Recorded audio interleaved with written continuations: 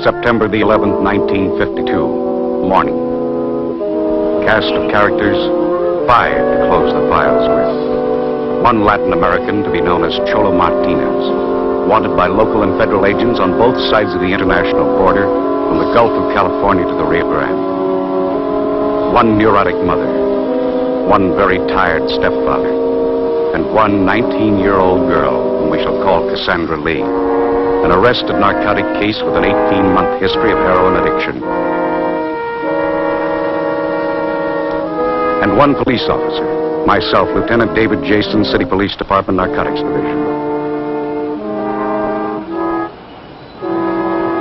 It wasn't until sometime later that morning that I was able to account for the girl's sudden change in behavior. Cassandra hadn't seen Martinez since the day he disappeared in the desert north of the Mexican border close to 3 months ago, nor had anyone else. His appearance now was unaccounted for.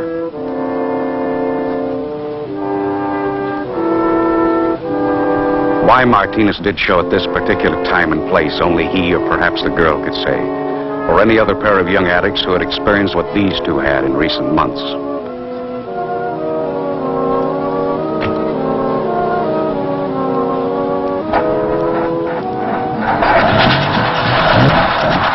Martinez was still very much at large, but the Leigh girl was now involved in the legal process of being transferred to the Federal Narcotic Hospital in Kentucky as a ward of the juvenile court.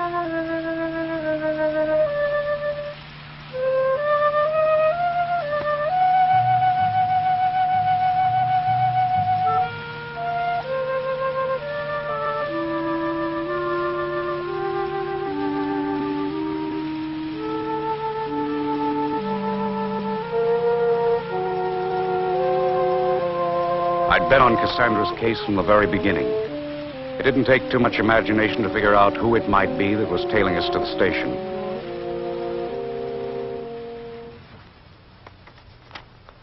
Code Narco Red.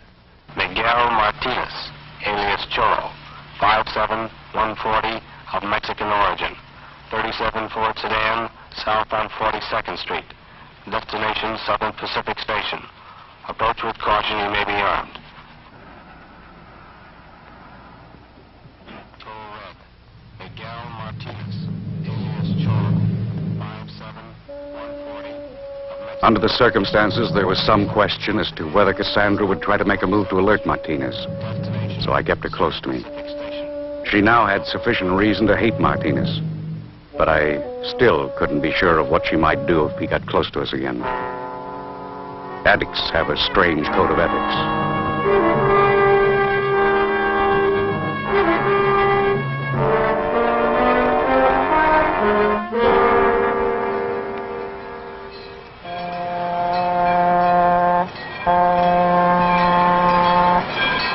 Somewhere between the time of arrival and departure of the eastbound limited that day, the police department would officially close out the file on the Leigh girl's case, writing off 3 years of Cassandra's turbulent past. Motorcycles were a part of Cassandra's turbulent past. I didn't get the connection at first, but then I began to recall the first implicating circumstances in the girl's case, a little over 3 years ago.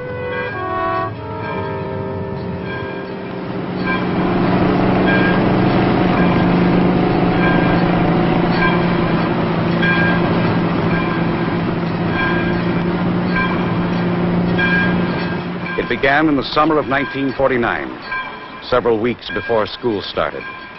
That summer, Cassandra worked as a stock girl in her mother's small downtown place of business.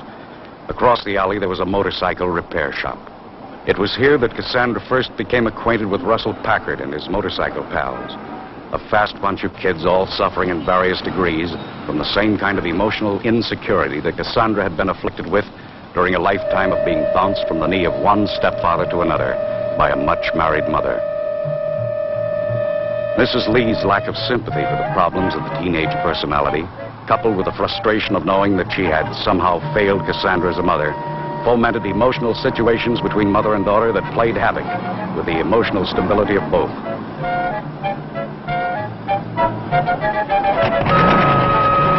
An offer of sanctuary, unreasonable tirades of reprimand in the presence of her peers,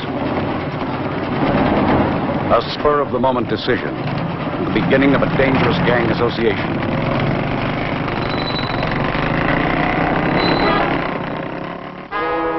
Later that same day, at an old abandoned stadium just outside of town, Cassandra encountered one of the most damaging aspects of many of today's youthful gang associations.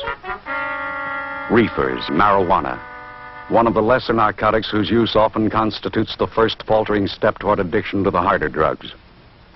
And now, as the newest member of this gang of kids to whom the use of marijuana had become the big-time thing, Cassandra found herself the target of one of the most devastating social pressures existing among our teenage population today: conformity to the group pattern.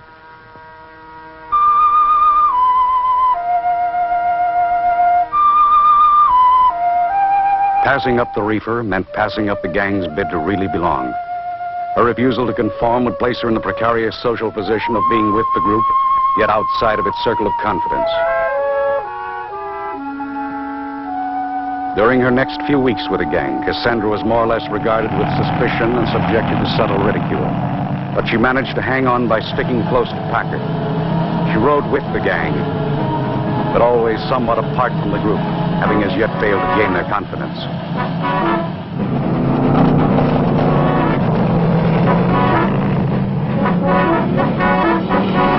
With the passing of time, Cassandra became more accustomed to the kids and their use of marijuana, but never to the feeling of being an outsider. The adolescent personality demands and needs to belong. To belong meant conformity to the group's pattern of behavior.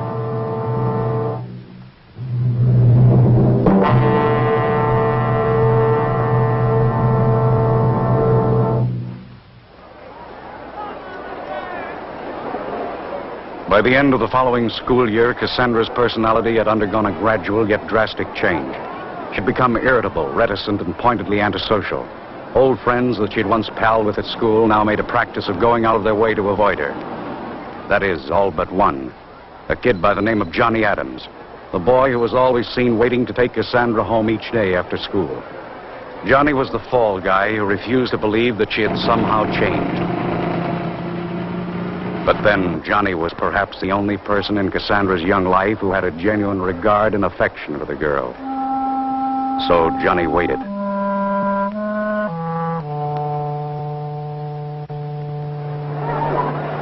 When the last day of school rolled around in May of that year, Cassandra was still flying high, but her scholastic average during her last year of high school had fallen to its all-time low.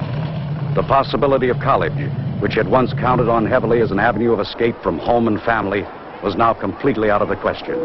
Her school days were behind her, and Cassandra was frightened. But there was an out. Johnny was still waiting.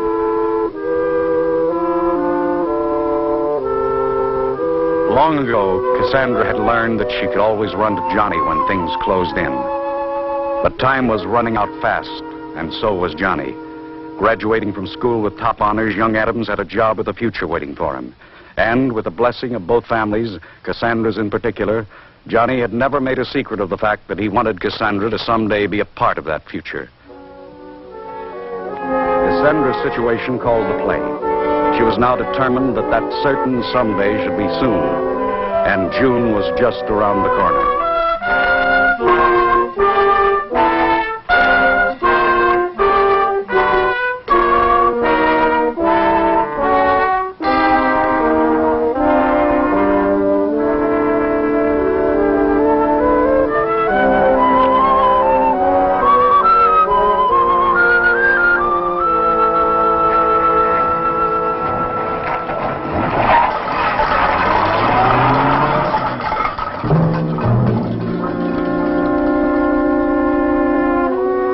Emotionally immature and badly maladjusted, Cassandra was ill-prepared for the adjustments and routine responsibilities of married life. By midsummer, her young husband had become the innocent focal point of the girl's accumulated apathy and resentment. In spite of the sedatives prescribed by her physician, Cassandra had for some weeks now been riding the crest of a nervous breakdown.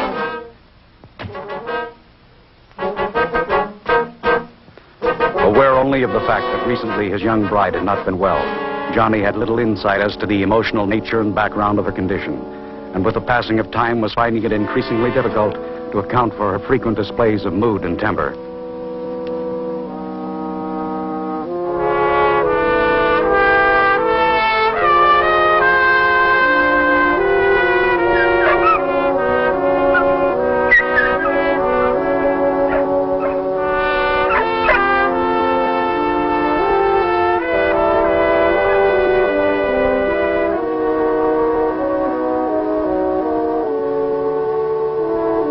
Johnny's family physician had diagnosed Cassandra's problem as one of post-marital adjustment. His panacea was a few words of wisdom and a bottle of sleeping pills. Johnny's solution to the problem was equally superficial, being based upon Cassandra's habitual complaint of boredom during the long hours of the day while he was at work. The novelty of owning and caring for a dog did absorb a great deal of Cassandra's time and attention during the next few weeks. But Johnny's dog, like the doctor's sleeping pills, was hardly the answer to Cassandra's problem. Deep within this girl's emotional makeup was an impelling fury of discontent that was immune to medications and momentary diversions of interest.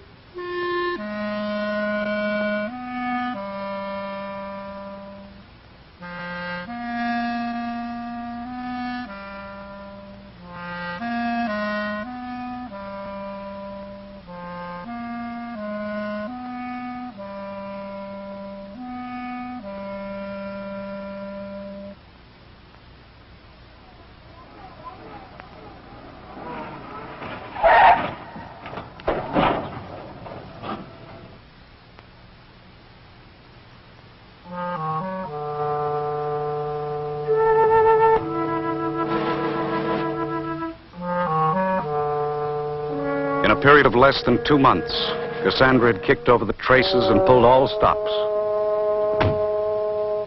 By persistently accusing Johnny of countless personal inadequacies, some real, some imaginary, Cassandra had cunningly unloaded the blame and responsibility for her own misbehavior, including the possession and use of marijuana, at the feet of her bewildered young husband. Paralyzed by a guilt complex, young Adams stood by and helplessly looked on, while his young wife started down the long road the junkies call the route.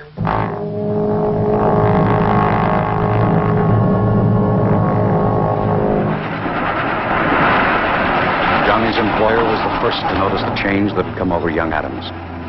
On the 14th of October, Johnny was given the day off and sent home to resolve the problem that was interfering with his concentration at work. An overturned trash bucket. The dog, perhaps.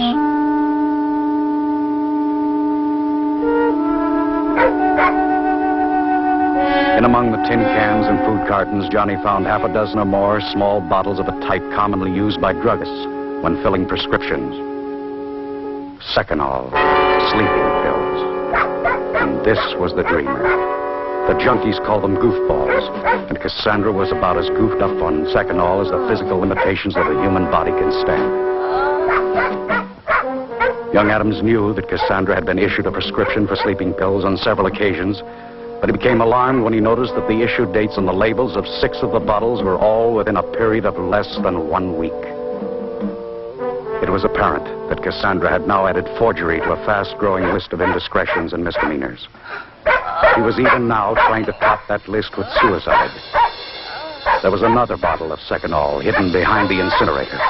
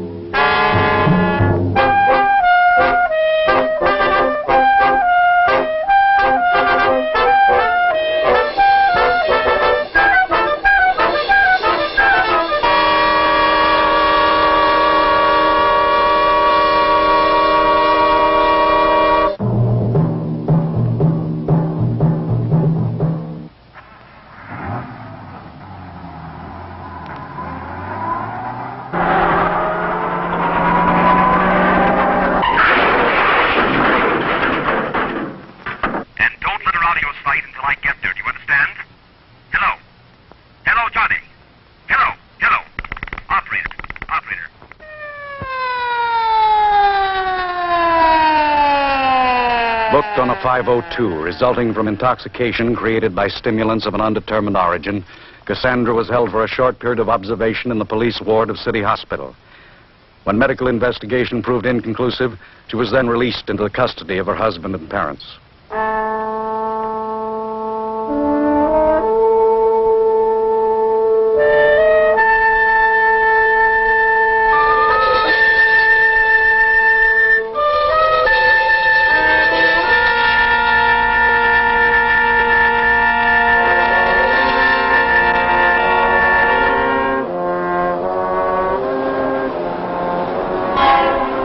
A telephone call from the Leigh home in the middle of the night on November the 2nd wrote Cassandra's name on the police blotter for the second time. This time as a missing person.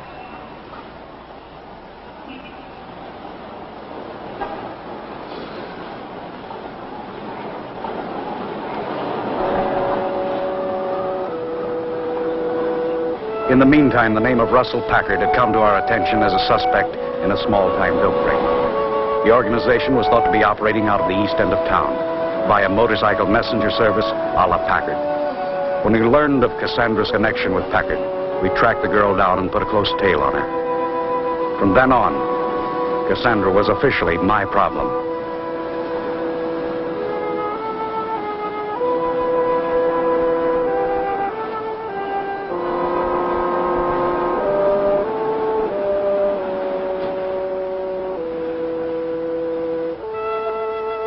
We were tailing Cassandra in the belief that her trail might lead us to Packard, and consequently into the dope ring's operational headquarters.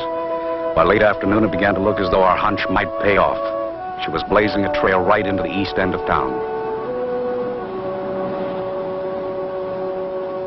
The lead was just beginning to look promising that afternoon when the trail came to a dead end at one of those high-type flop houses down along Skid Row. When I saw Cassandra buttonholing a couple of junkies lounging around the hotel lobby, I realized that she was trying to get a lead on Packard herself. When I walked in, the girl was still asking questions, so I obliged her by answering a few. I told her I'd recently bought some junk from a guy by the name of Packard at a little joint over near 3rd and Main. Offered to drive me there for a look-see.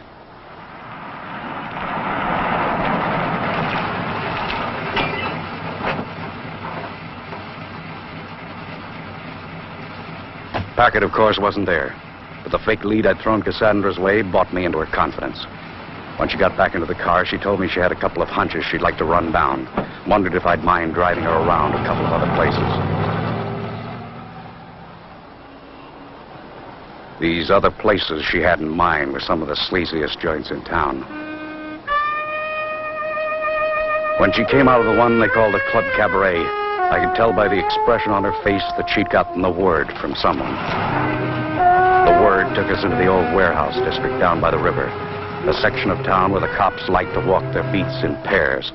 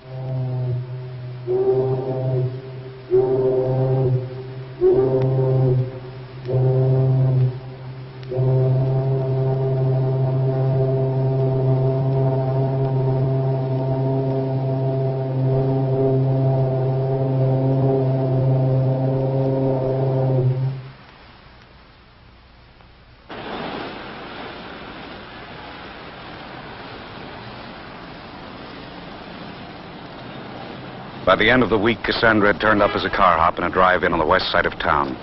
Her job there had been rigged by Packard through the big man Packard was delivering for. The drive-in had been staked out by the police department for the past month on suspicion that marijuana was being sold under the food trays. Packard's boss turned out to be a small-time racketeer and bunco artist by the name of Al Stutzman, and now Cassandra was on his payroll, too. Stutzman spent 2 or 3 days observing the way Cassandra handled the drive-in trade. Then came the pitch. Cassandra's job in the drive-in was only a proving ground for bigger things. A few days later, Stutzman set the girl up in a swank apartment in the neighborhood of Park Union High School. When Cassandra moved in, we planted spotters in the apartment house across the way and kept the place under surveillance day and night.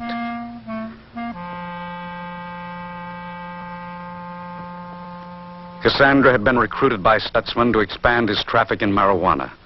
Along with the apartment, Cassandra was given the job of holding open house and playing hostess to the teenage bop crowd from the neighboring high school. But Cassandra was finding it hard to keep her mind on business. The junk Stutzman had given her to sell to the fast crowd from Park Union presented too much of a personal temptation.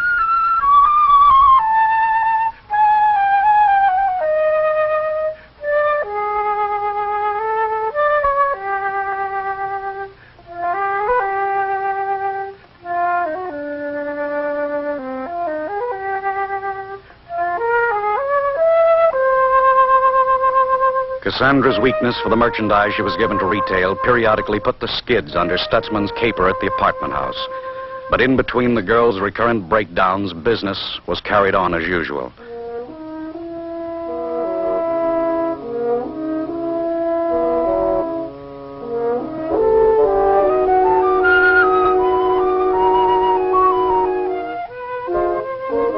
By the end of the month, we had most of the necessary information we needed to pin a conviction on Stutzman. At 4:54 on November the 31st, the apartment house stakeout rang in the code 2 we'd been standing by for. At 5:09, we closed in for the kill.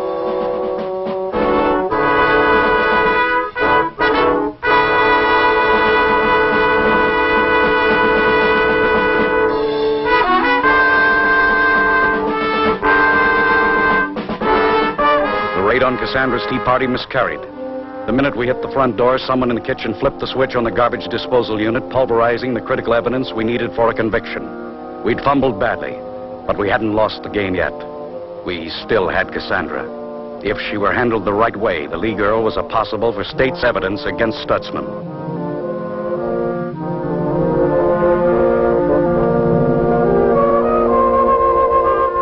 Down at headquarters that evening, I could see that Cassandra wasn't going to buy the reform program that I was outlining for consideration.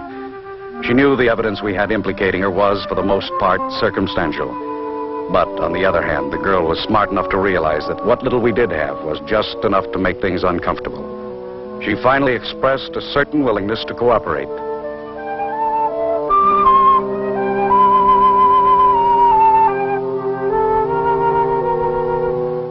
I assured Cassandra that she would be given every consideration if she would consent to full cooperation with the department. This, of course, meant not only giving testimony against Stutzman, but also any information she might possess now or in the future concerning other narcotics violations within our jurisdiction.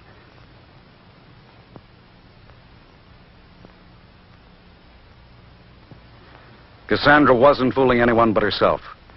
Addicts have but one loyalty, to themselves and their all-consuming drug habits. When circumstances threaten their freedom to pursue those habits, behavior is motivated by the most primitive of animal instincts, self-preservation and survival of the fittest.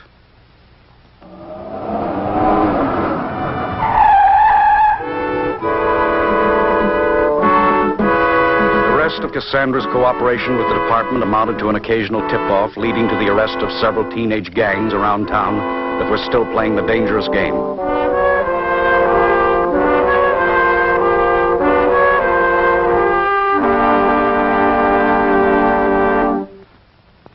Cassandra's probation period expired on the 1st of May of the following year. Regarded now as a criminal by unsympathetic parents, it was no great surprise when Cassandra disappeared from home again on the day following her release. Required to live in the home of her mother and stepfather during the probation period, Cassandra had evidently found little change in the home environment which had compelled her initial flight into the world of drugs and dreams.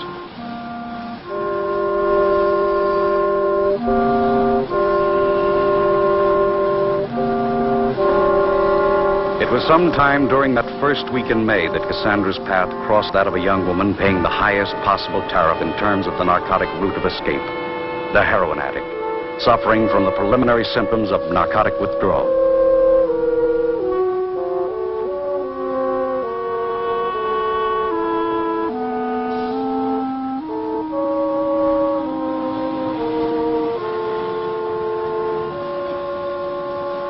The young woman to whom Cassandra was being the Good Samaritan was one Margot Rossi, the wife of a young hood serving a long term in the state penitentiary. Margot had once made the fatal mistake of trying to fill the vacuum in her life. First with drugs in general, then heroin in particular. Now, when deprived of that drug for any length of time, she was tortured by the cruel sickness of narcotic withdrawal. Though from entirely different socioeconomic backgrounds, these two young women had much in common.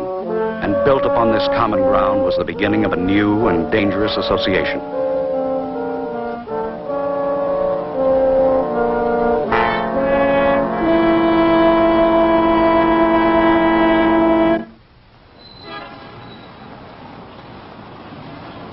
In the weeks that followed, Cassandra and Margot Rossi became not only the closest of friends, but also partners in business.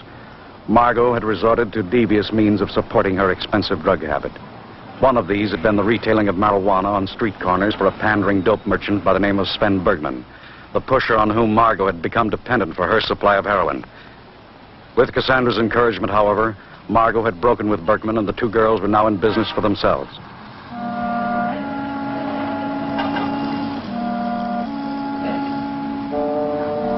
When the word got around town that a couple of girls were dealing in marijuana, Cassandra and her business partner began to realize a monopoly on the local weed market. Junkies from all over town were attracted by the novelty of making their buys from women. The girls had the edge on competition, and business prospered. But they'd made the mistake of opening up shop on someone else's coveted corner of the cement jungle, namely Sven Bergman's. They had been operating not only in competition with, but in outright defiance of a madman.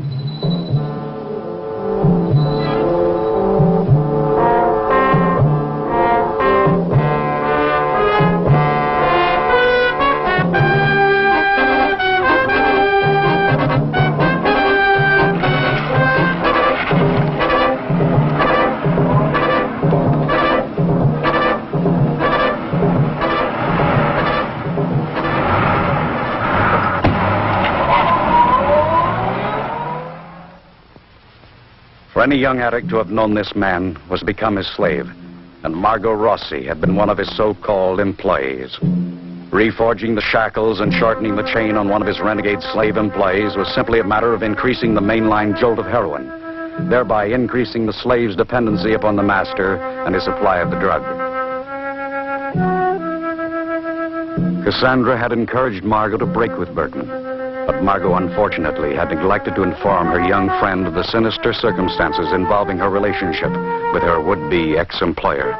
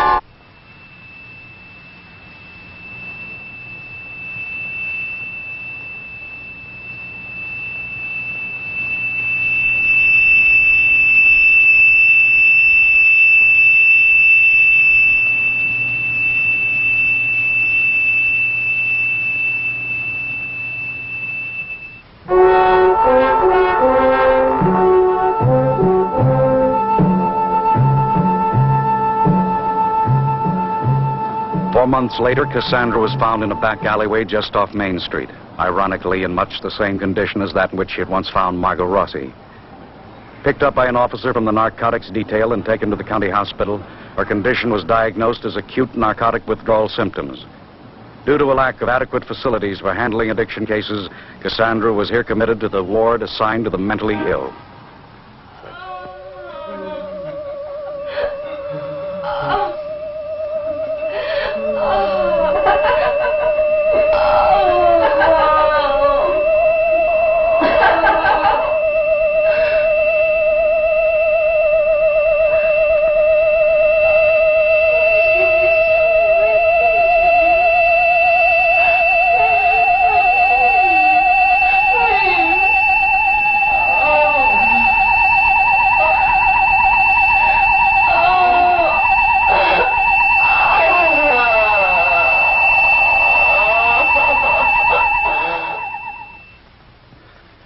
Shortly after Cassandra's commitment to County Hospital, the press renewed their war of words against the city's ever-growing narcotics problem, and this time with bitter invective. City Hall countered with an appropriation to increase the manpower of the narcotics detail, and we followed up with Operation Cleanup. Starting with the bad boys of the medical profession, we picked off the quacks around town that were suspected of indiscriminate narcotics administration. By October the 4th, we had the dragnet anchored down over the entire city. The big drive was underway.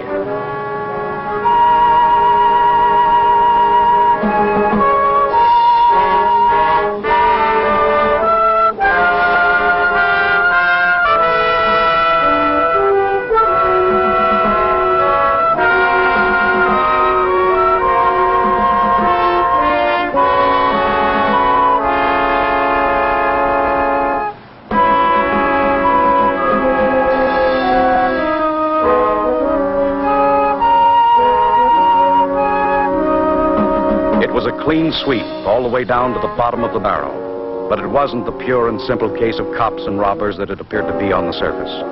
To be sure, the supply of dope to be had around town diminished almost overnight. Even the pushers we didn't pick up got nervous and closed up shop at the duration. But the demand for the stuff maintained a pathetic status quo. Scores of young addicts like this became desperate for the drug they could no longer buy, beg, borrow, or even steal. The heat was on, and there was a panic in the wind. By the end of the week, the city was literally crawling with the desperation and sickness of narcotic withdrawal.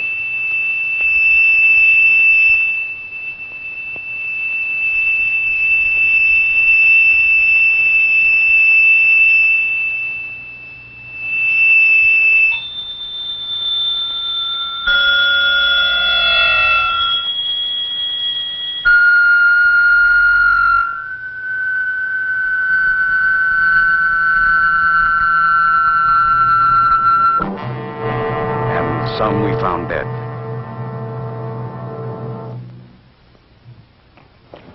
On November the 2nd, we ran down one of the hottest tips we'd gotten since the beginning of the big push in October. Our first lead on the whereabouts of Sven Bergman, but it didn't amount to much. It would have taken something like the assistance of the state militia to have smoked Bergman out of that complicated maze of tunnels comprising the municipal storm drain. It was about 2:30 in the afternoon that day when Bergman gave us the slip. On the other side of town, about 6 miles away via the storm drain, the Rossi girl waited to keep an appointment of mercy with an old friend. The Leigh girl, in the meantime, had been transferred out of County Hospital into a private sanitarium. The family's choice of an institution, however, had been a poor one. Inexperienced in the handling of narcotic addiction cases, the sanitarium staff sadly underestimated the perverted will and determination of the addict.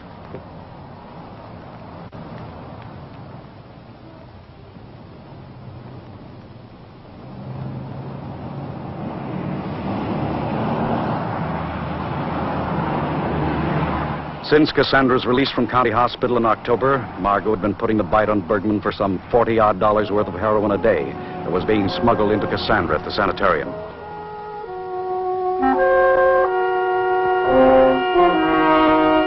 After the police had tried to put the screws on him that afternoon, Bergman evidently figured the tip-off the police had gotten was someone's backhanded way of canceling out a sizable debt resulting from the purchase of heroin on credit. Someone like Cassandra Leigh and Margot Rossi. One of Bergman's jealous competitors gave us the tip, but Margot Rossi took the rap.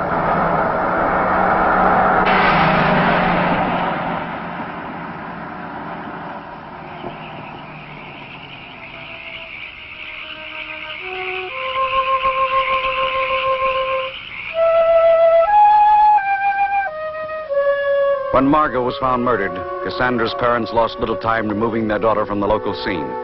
For a period of 8 months following the incident, Cassandra remained outside our jurisdiction, reportedly farmed out with relatives in the neighboring community. In June of the following year, Cassandra appeared on the local scene again. The stage was a downtown parking lot, and the narcotics detail had the best seats in the house. In fact, it was almost a command performance.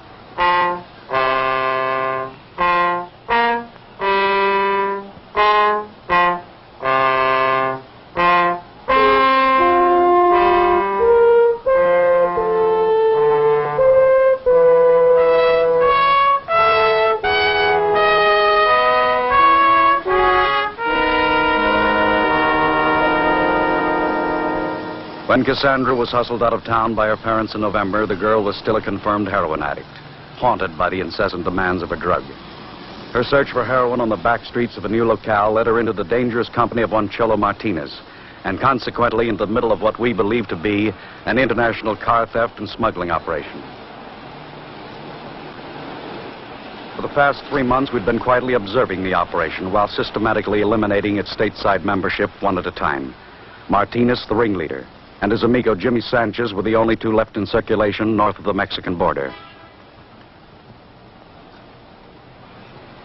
Cassandra, who in recent months had become Cholo's woman, was now doubling in brass for some of the absentee members who had in recent months disappeared into the protective custody of the county sheriff's office.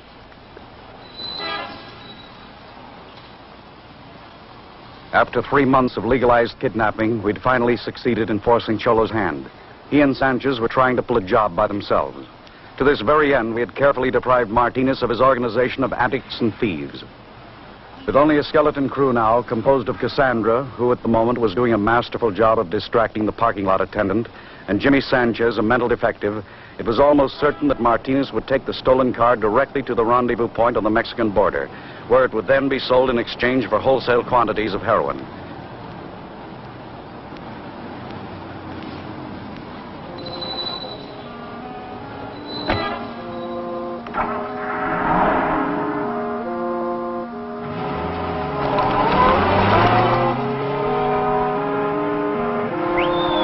We were standing by, waiting to accompany Martinez and the stolen car to the border. The big game was in Mexico.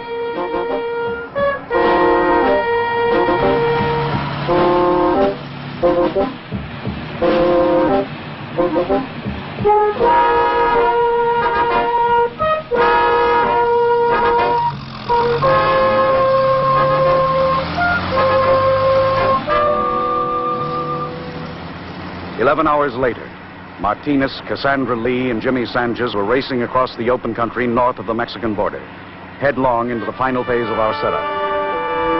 Every highway leading into Mexico within a radius of 70 miles of the estimated point of entry was blocked by deputies from one of several border county sheriff's offices, with whom we'd been in radio contact since the time of our departure.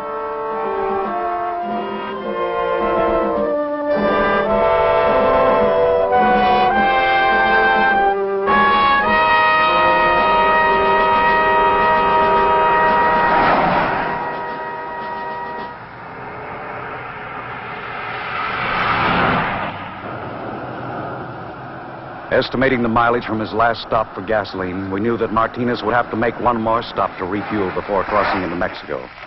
To carry out the rest of our plan of action, it was mandatory that we separate Sanchez from Martinez at a point somewhere near the border. The Mexican police were standing by, waiting for certain vital information we expected to get from Sanchez.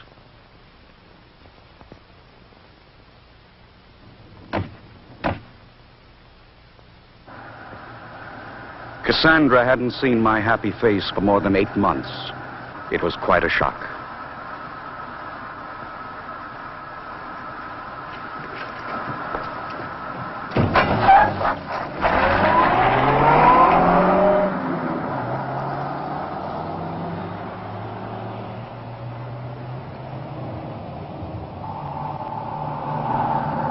Sanchez was certain that Martinez had sold him down the river. Under such ideal circumstances, we knew it wouldn't be hard to make Sanchez talk.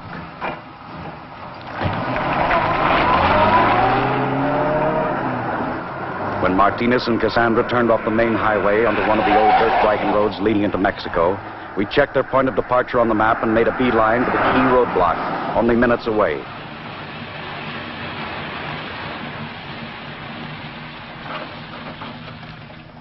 The original plan of action had been to allow Martinez to break through any one of the several roadblocks, at which point the sheriff's men were to have taken up the chase, tailing the stolen car into the rendezvous area in force.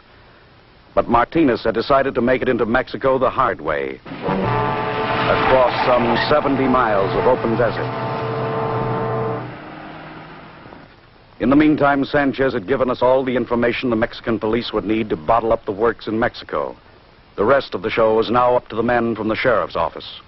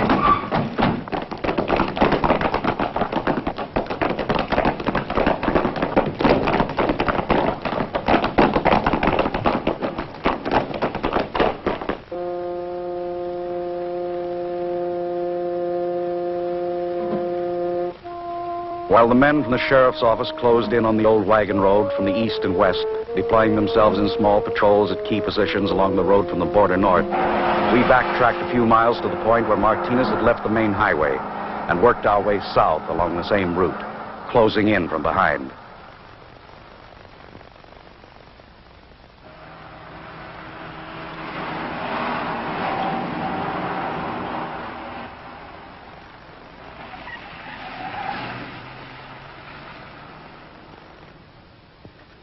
One hour and 20 minutes later, the patrol, observing the last 3-mile section of wagon road north of the border, could report having sighted only one vehicle in transit. And that one was ours. Then one of the patrols, about 50 miles to the north of our last checkpoint, spotted what appeared to be the reflection of the sun by glass in the rocks above a dry canyon wash. Investigation of the light source quickly explained why none of our patrols had been able to track the stolen car into Mexico via the old dirt wagon road.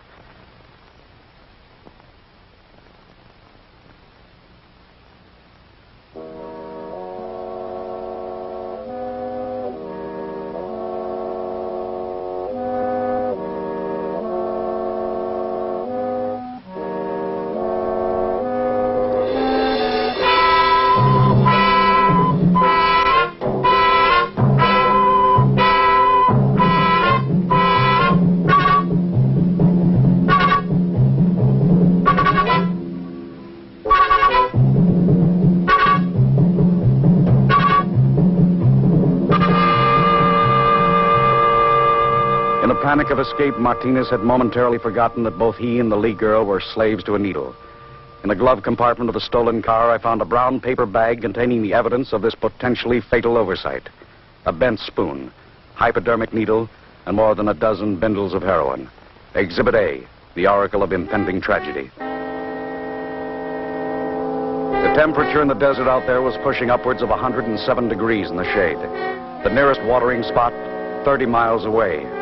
Deprived of their drug under these debilitating circumstances, it would only be a matter of hours until Martinez and the Leigh girl would both gradually succumb to the ascending violence of narcotic withdrawal.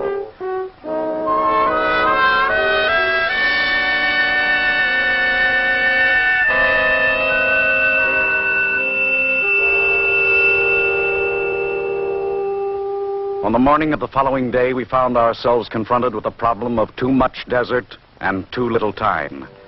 Using every available man the sheriff's office could muster, we began the massive yet necessary task of combing every inch of desert within a 15-mile radius of the canyon where the car had been found.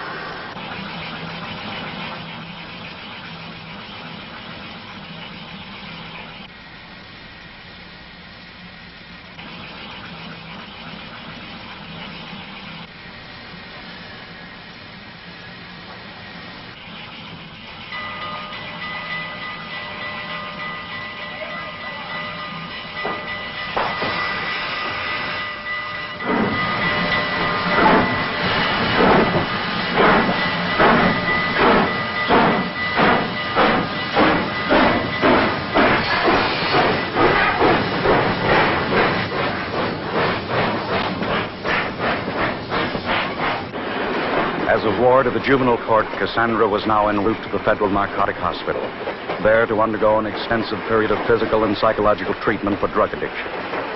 But in the end, there is no certainty that the results of such treatment will ever be permanently effective. Where most stories end, Cassandra's may have only just begun.